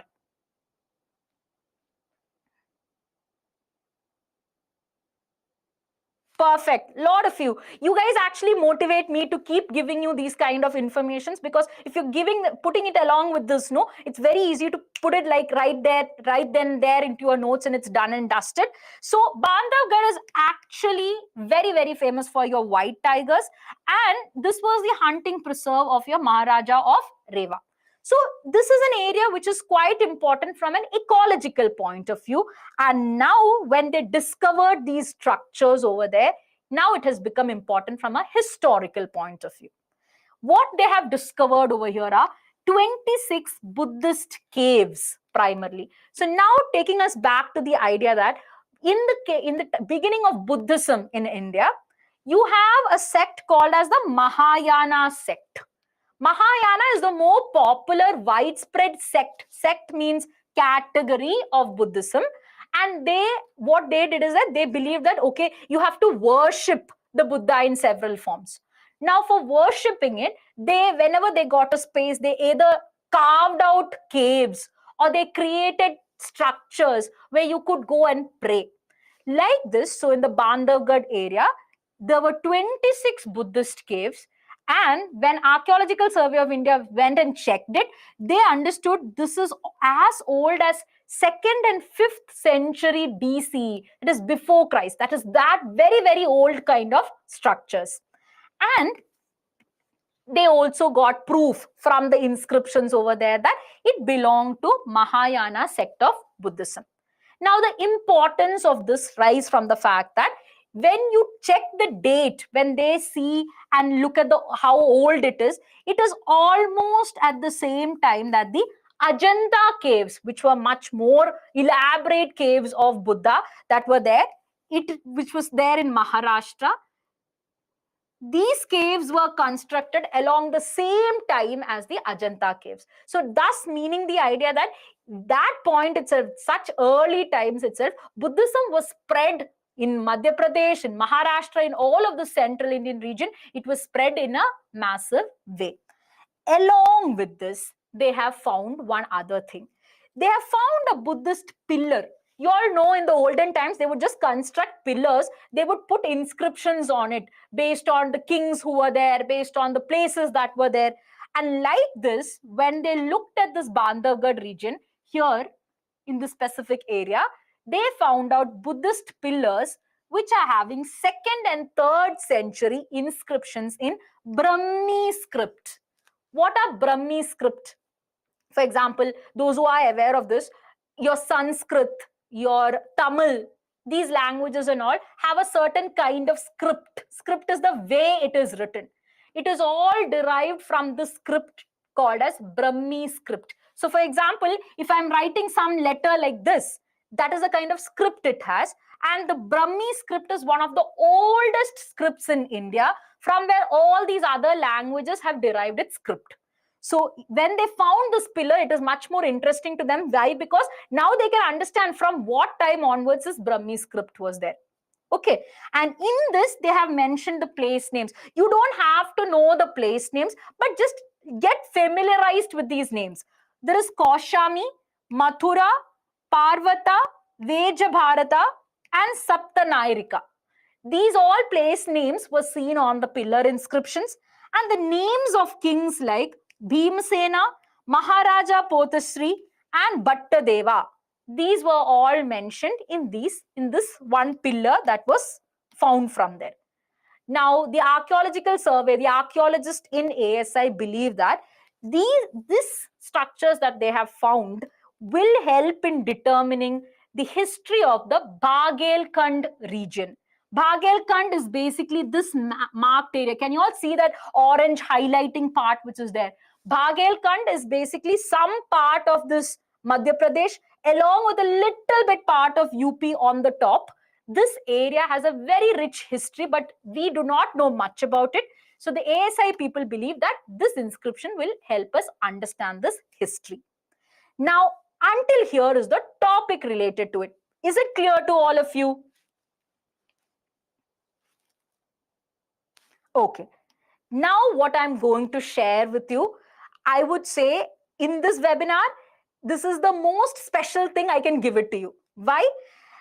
All throughout last 2 years, Archaeological Survey of India has constructed or has found out these specific structures all around India. Okay. Now, there is no combined list of it anywhere. I have a combined list because I have kept notes of all this. So I am sharing this is basically my notes only. I am sharing it with you. This is basically in the last 2 years, the important sites where Archaeological Survey of India has discovered, the state in which it has discovered it, and any important facts related to it, I have put into a table. You will not find this anywhere else. So very, very important. Now look at all the sites which are there. Nathammedu, Mailadumpare, another site called Keeladi, Korkai. Why do you think I'm giving this to you from the prelims prediction point of view? Every single year, there is a culture related question where nobody can answer it. Why? Because it seems very difficult. Now, I want you guys to answer it because I'm telling you, constantly culture related questions are picked from areas where ASI has constructed or conducted some kind of an excavation. So for example, Korkai, the site which is there in Tamil Nadu, is actually an ancient port city. There was a port where ships used to come in Korkai, not now, ancient times. This could very well be asked as a question. So I'm telling you, remember these names, put this table exactly the same way into your notes. Nathammedu is in Tamil Nadu. Mailadumpare, Keeladi is also in Tamil Nadu. In Nathammedu, they have found Sangam age artifacts. Sangam age, when you study your history, you will understand it's pretty old history of the southern kingdoms which are there. They have found Sangam age artifacts. The Keeladi and Mailadumpare, they have found Tamil Brahmi script. I told you, Brahmi is there. Brahmi is like the mother of all scripts. Now from Brahmi, we have Tamil, we have Sanskrit, we have Malayalam, we have a lot of languages coming in. The first origins of Tamil Brahmi script were found in this Keeladi place. Then Korke, as I told you, is an ancient port city. Then coming to another place, Rakhi Gari, which is there in Haryana. There also ASI has conducted excavations. This happens to be Rakhi Gari. Actually, when you study Harappan history, you will understand this is part of the Indus Valley civilization. It's quite important like that. And here they have found some skeletons of women in the burial mounds. So now they're doing researches and tests on it. This is one kind of prelims information that you will need. The other prelims prediction related to this is last year, 2020-21 budget. This is something it is see, every year UPSC, they will have something in the budget. They will not ask it right that year. They'll wait for 2 years till everybody has forgotten about it. And then they will put the question. So now I'm not going to let you guys forget about this. In the budget, they have fixed 5 places, 5 iconic sites. And in the budget that they have said, in the budget of the Indian budget, which is there, they have said, we have to preserve these 5 sites and we have to create some good kind of a museum over here so that people are also aware of the findings from these places. I'm telling you, and this is, you can take almost 99% guarantee on this, these sites will come as UPSC questions. So what are these sites? Rakhi Gari, which is in Haryana, Hastinapur, which is in UP, Shiv Sagar, which is in Assam, Dholavira, which is in Gujarat, and Adichanallur, which is in Tamil Nadu. Now, in the coming days, whenever you study your normal subjects, like for example, you're studying your history, you're studying ancient history, medieval history, whenever you hear anything about these places, I want you to remember that is not only history, it is important from a current affair point of view also. Is this topic clear to all of you? Perfect. I want you guys to do really well if this kind of a question comes. The question that I've associated with this is, let's see here. I've given you some sites, given you some states, and the question is in the recent UPSC model. If you've looked through last year's UPSC prelims paper, they've tried doing this kind of a thing. What is the type? How many pairs are correctly matched in the above question? So you don't have to determine which pair is correct. You just have to say, this is all pair. No, this is one pair. This is a second pair. This is a third pair. They're asking how many pairs are correctly matched. Now I launch the poll right now. It's asked correctly matched. Okay, by the way. And yes, you can start marking your answers now.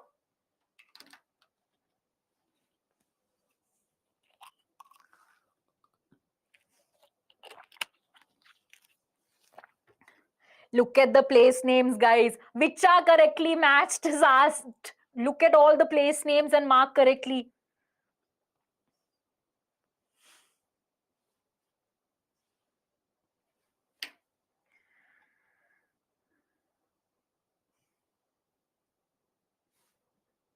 Perfect. Look at all of you who've marked. No pairs are correctly matched. Adichanallur, I'll show you the leaderboard after the last question. Don't worry, not now. Adichanallur is where? Tamil Nadu. Shivsagar is where? Assam. Hastinapur is where? Where did I tell you? Hastinapur is in UP. So now when it comes to this, none of the pairs are correctly matched. So now all of these statements which are over here, the answer is A. No pairs are correctly matched. So I hope this is over here. There are a lot of people who are saying that you've touched it by mistake. Don't worry, okay? Just get the concepts right. Now we go on to the next topic which is there. Silphion. Very, very intriguing name. Silphion. As intriguing as it is, this is what the news is. Silphion is an ancient plant. Okay, it seems like it's some chemical, but it is an ancient plant. It is known for curing many diseases, and it was thought that Silphion was extinct. But not anymore. Silphion is not extinct. They have found Silphion in the Mediterranean regions. The reason why, now look at all the diseases it is going to cure. Silphion was used to treat goiter, which is like the swallowing up of your neck, thyroids, sciatica, epilepsy, tetanus, malignant tumors, that is your cancerous tumors, etc. And it was thought to be extinct almost 2000 years ago. They have found it again. So this is a very small current affair. What all do you have to know in this? The scientific name of Silphion is Ferula druidenia. Now I keep telling you guys, no need to learn all the scientific names, but if at all there is some uniqueness about it. Silphion, again, it's something that was extinct almost 2000 years ago. Now they have rediscovered it. They have found that it is not extinct. So again, it could very well come as a question. So this scientific name is important. It is a Mediterranean medicinal plant which is considered as a cure-all. This is the plant which is there, the yellow color plant.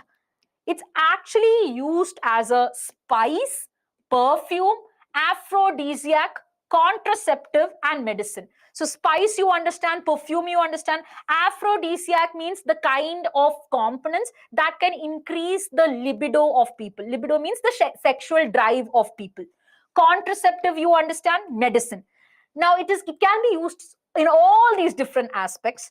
It might need cold and moist conditions for seed germination. That is why recently the discovery has been made in countries like Turkey, in countries of the Mediterranean region. Earlier, it used to be in Libya. In all of these areas is where it has been found. It can be eaten as a vegetable, and its roots also can be consumed. And as a whole, every other part of this plant is used for one or the other purpose.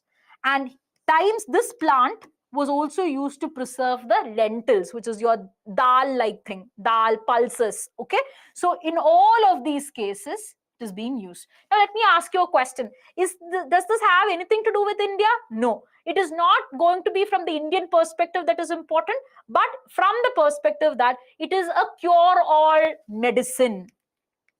Cure-all means for most of the difficult diseases or the bad diseases that we have today, this can be considered as a cure-all. So now there is going to be more cultivation of it and more research into it. It's a small topic, but a potential topic for a question. Okay? Now coming into the last and final topic of the day, the Rotterdam Convention. Now in the Rotterdam Convention, which is there, let's see, but before we go into that, no, okay, fine. So now coming into the Rotterdam Convention, this is the news related to it. International trade of 2 hazardous pesticides recommended for prior informed consent. And they've named 2 things also, Iprodion, Turbufos. They named it like this is very harmful for health, and some convention they are saying over here. Now we have to look into it. First of all, what is this Rotterdam Convention? Rotterdam Convention is part of the BRS conventions. What are the BRS? There is a convention called as Basel Convention. There is a convention called as R, which is Rotterdam. And there is another convention called as Stockholm. What is the importance of this? These 3 conventions together, they try to protect the human health and environment from certain hazardous chemicals. So if any chemical, be it a pesticide, be it anything in that form which can affect human health or animal health, it can affect the environment. These conventions are basically, it's like a law. It will actually be put into action, and the country will be said that no, you should not produce this anymore. You should not export this anymore. So certain regulations will be given.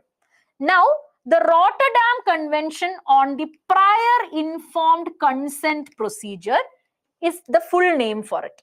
So I want you to remember. Now see, at this point, don't jump into conclusions. Hear the entire topic, then you will have complete picture of it. Okay. So the Rotterdam Convention, what it specifically does, we will have to look into it. It is actually doing something called as prior informed consent. We have to study what prior informed consent is. You also have to understand Rotterdam Convention came into force in 2004. It is a legally binding document, which means that if any country which is a member of Rotterdam Convention has signed the convention but still is not obeying it, the other countries can take some action against it. Now, the action might not be going into war or anything, might have some kind of a trade restriction or something on it. But the point is, it is legally binding. So once you sign the Rotterdam Convention, you have to abide by it. Otherwise, you will be punished if you don't abide by it.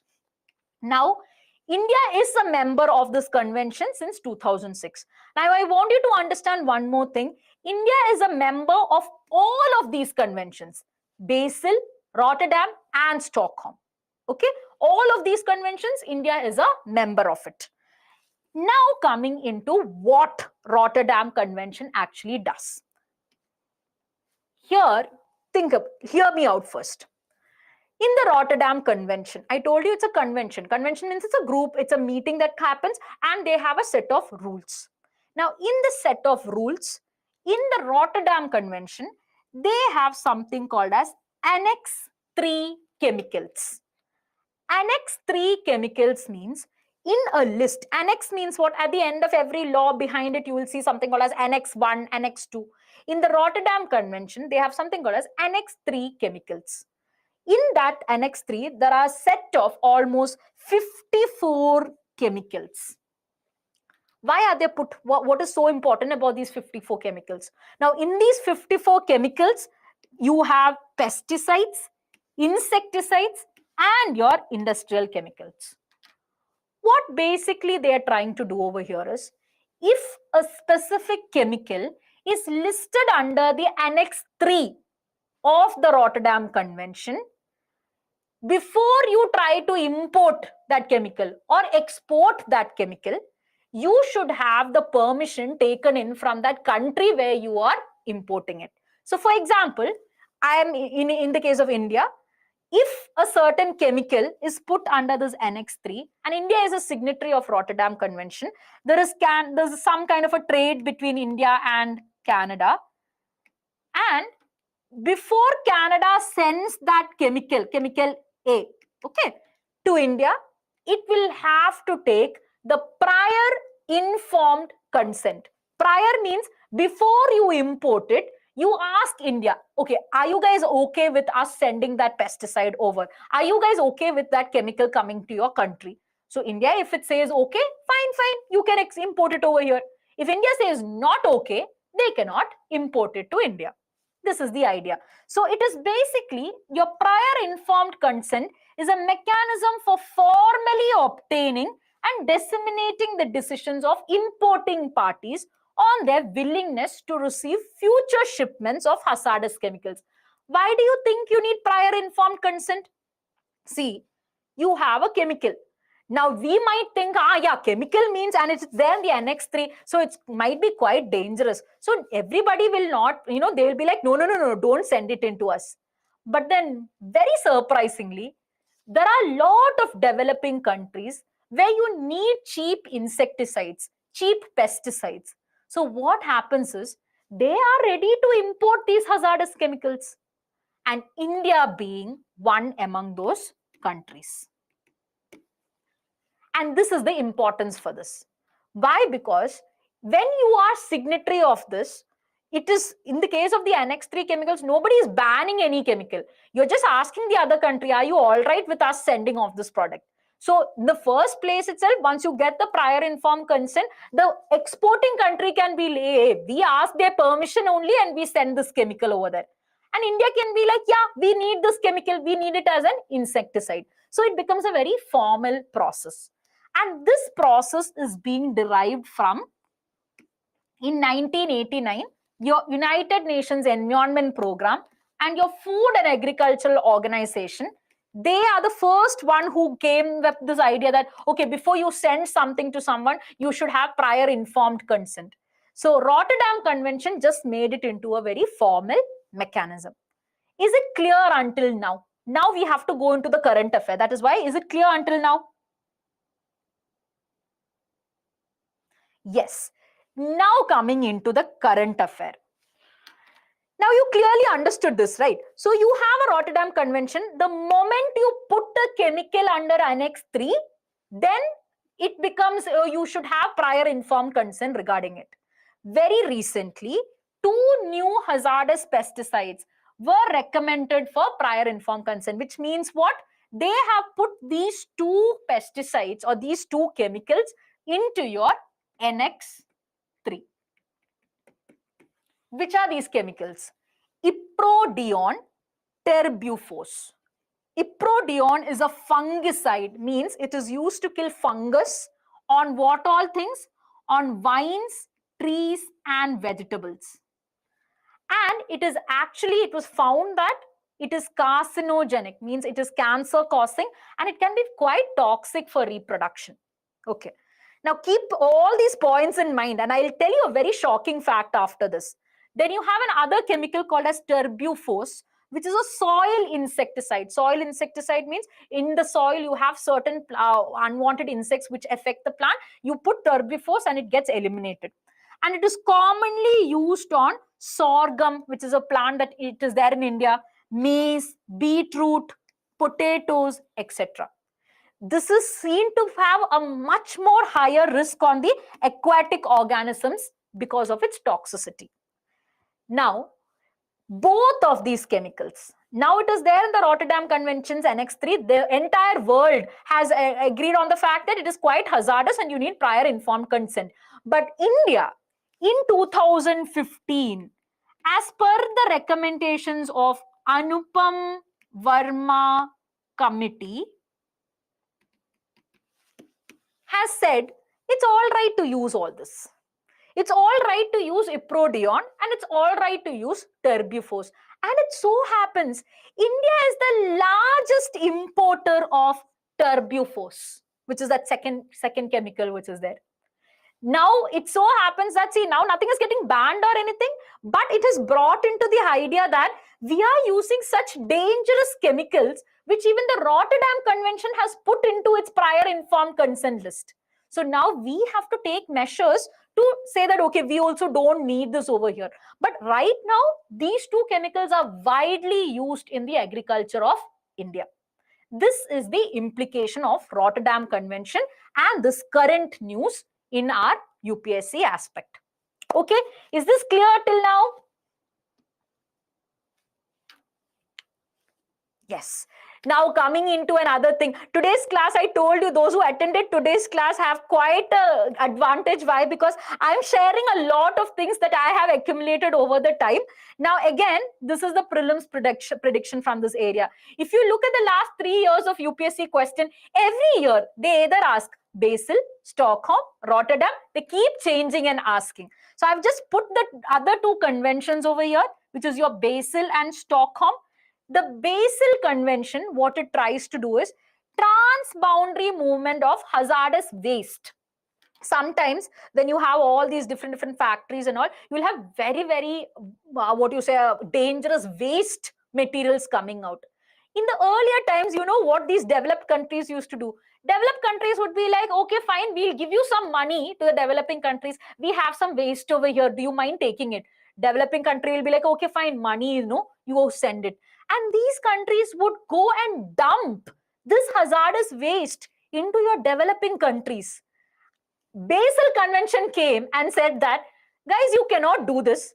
If you are moving any hazardous waste and you're sending into another country, you have to tell that other country what all are you sending, what all hazardous chemicals are there, and then you have to get their permission, and then only you can send it over there. So Basel Convention is regarding the hazardous waste. Rotterdam Convention is regarding your chemicals which are there, your general any kind of hazardous chemicals which are there. India is a member of Basel Convention since 1992. Coming to the next one, Stockholm Convention.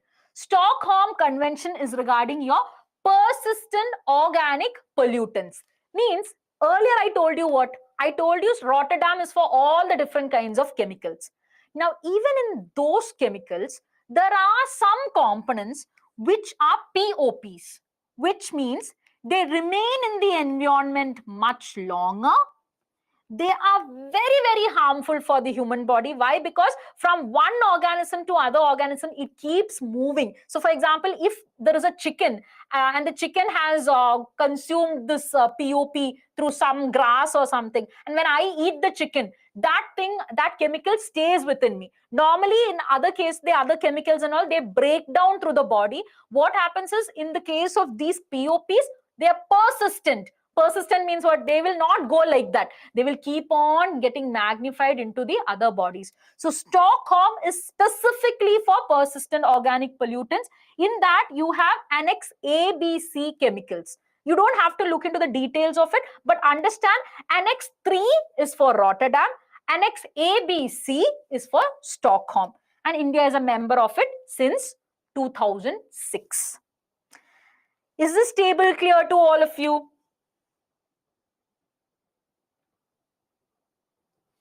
Yes, perfect. Coming to the last question of the day, and after the last question is something that I'll share with you guys again. The question is quite simple. I'll launch the poll. I want you to look through the question before I launch it. Okay, guys, mark your answers. The Rotterdam Convention deals with the control of transboundary movements of hazardous waste. Basel Convention deals with the prior informed consent for certain hazardous chemicals and pesticides in international trade. Stockholm Convention is a global treaty which deals with persistent organic pollutants. I think it's a very simple question.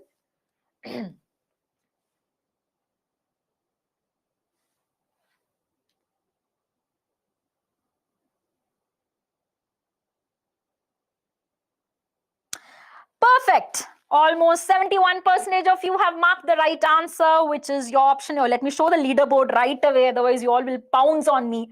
Like, look at all. Okay, I hope all of you are seeing the leaderboard. Good job to all of you who've got all the 5 questions correct, because it involved very difficult questions today. It involved a past UPSC question. Now, I'll tell you one thing. Those who have not come onto the leaderboard but still have got that previous UPSC question right. You might have gone wrong in any of the other questions, but you got that UPSC question right. In my mind, you are on the leaderboard because you got, that is a very logical question that you have solved it. So now in this question, what is the answer?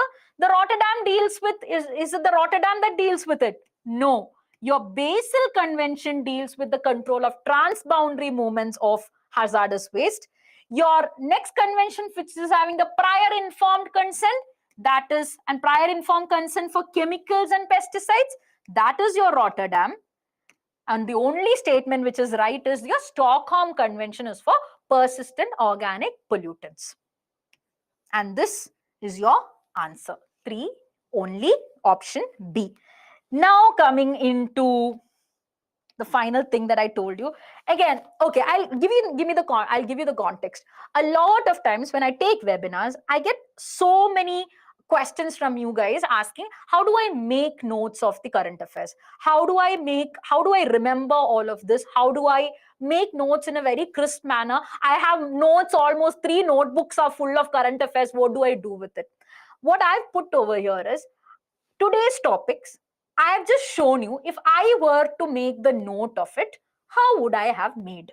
Okay, so this is basically, I've gone about and I've shown you that this is the point, that because I believe this would lead to a lot of students having better insight into making notes in a proper manner. So look at this. The first few topics that we have taken, that is your Operation Megh Chakra. Now, in that case, when I had to make the note, I will not go about telling the entire details of Megh Chakra in my notes, because I know very clearly Megh Chakra, I will write child sex abuse, that is sexual abuse which is there, and done by CBI. Okay. Now, any other thing associated with that, you have to understand it as part of the class. So I make notes with, especially prelims notes. This is only for prelims notes, I'm telling you. I make prelims notes based on that fact. I am likely to forget. Okay, so I am likely to forget CBI after a point. I might think it is by some other organization.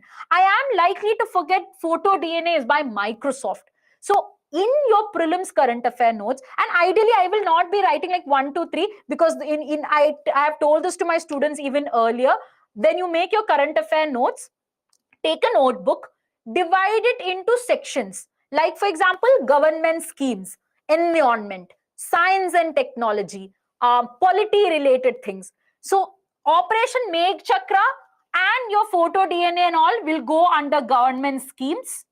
Your ICMF will go under the section of your science and tech, where what all I have written over here, ICMF, Integrated Cryogenic Manufacturing Facility, CE20 engine, Sixth Nation, GSLV D5. I might even add 2014, because that is the point where it would have GSLV D5 is a successful thing. You get the idea. I'm not writing the entire content. I'm writing the facts which I am likely to forget. So this might be different. There might be students who can remember the CE20 engine, but they might forget the fact that India was the sixth country to do so. So whatever is the basis of your memory, you figure that out and make notes based on it. Your INR will again go under government schemes. I find it very difficult to remember all these exemptions. So in my notes, I would mark these exemptions. But what I want you to understand is, nowhere I have written complete sentences which says Operation Megh Chakra was institutionalized by the CBI for the child sexual abuse. I have not written long sentences. I've broken it into just factual information for easy revision. Is this good, or is this helpful to you guys? Because I really wanted you to, benefit from this. Yeah, thank you so much, guys. Because now I hope those all who ask me how to make my current affair notes, how to revise my current affair notes. So now you have to make it in such crisp manner. Okay. Before I leave you, let's see if in the case of any other questions.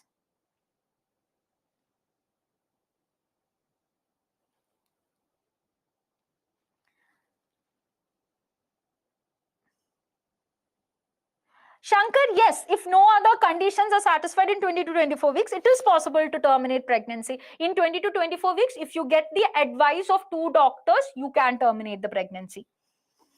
Okay, so which box means veg and non-veg? Veg is for green, red is for non-veg. I thought it was logical, guys. Okay, perfect. So with this, we come to an end for today's webinar. I can see all of you are wishing me happy Vijayadashmi. Happy Dashara to all of you guys. Until we meet next time, start making your current affair notes, keep revising it in this manner, and utilize whatever. Now remember also how in the topics and all, I tried relating a history concept along with a current affair.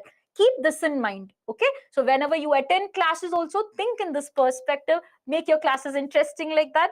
Until we meet again next time, take care. Happy Dashara and happy learning.